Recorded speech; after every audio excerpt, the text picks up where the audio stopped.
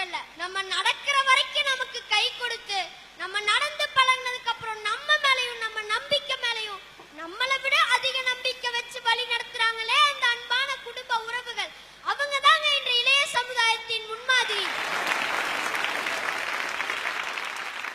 ஒண்ணும் இல்ல, நம்ம காய்ச்சல்னு படுக்கும் போது நம்ம மருந்து மாத்திரைங்களாலயா குணமாகறோம்? இல்லைங்க, 5 நிமிஷத்துக்கு ஒரு தடவை நெத்தியில கை வச்சு பார்க்கிற அப்பா அம்மாவோட அன்புல தாங்க குணமாகும்.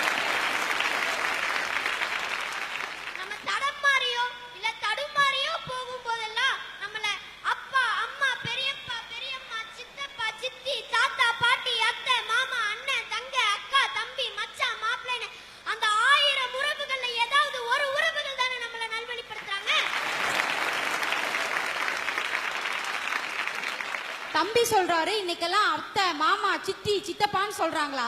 இன்னைக்கெல்லாம் யார் தம்பி அப்படி சொல்றா? ஆம்பளையா இருந்தா அங்கிள்னு முடிச்சிடுறா, பொம்பளையா இருந்தா ஆன்டின்னு முடிச்சிடுறா.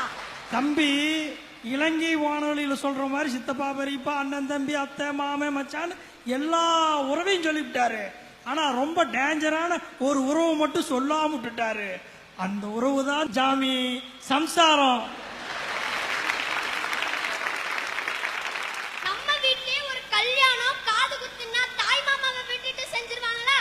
தமிழ்நாட்டு இளைஞர்கள் எதை வேணாலும் விட்டு கொடுப்பாங்க, தாய் மாமாங்கிற அந்த உறவை விட்டு கொடுத்துருவாங்களா?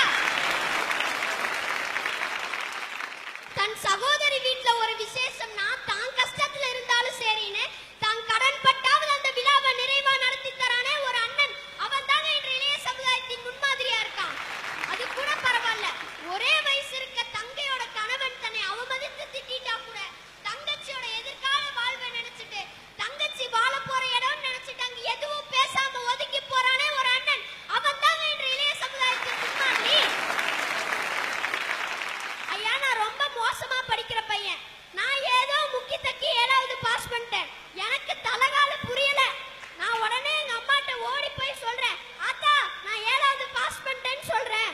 உடனே எங்க அம்மா பக்கத்துல இருந்து எங்க அப்பாட்ட சொல்றாங்க, நான் சொல்லல, ஆடி போய் ஆவணி வந்தா டாப்பா வருவான்னு. தம்பி, இப்பெல்லாம் ஆடி போய் ஆடி வந்தா டாப்பா வருவேன்னு எந்த அம்மாவும் சொல்றது இல்ல. ஆண்ட்ராய்டு போனை தூக்கி அடுப்புல போட்டா டாப்பா வருவேன் தான் எல்லா அம்மாக்களும் சொல்றாங்க. இன்னைக்கு யதார்த்தம் என்னன்னா நம்ம நாட்டுல ஆல்கஹால் அடிமைகளை விட ஆண்ட்ராய்டு அடிமைகள் தான் சார் அதிகம். சமீபத்துல வோக்ஸ் மேகசின்ங்கிற ஒரு பத்திரிக்கை ஏசியா பசிபிக்லயே 35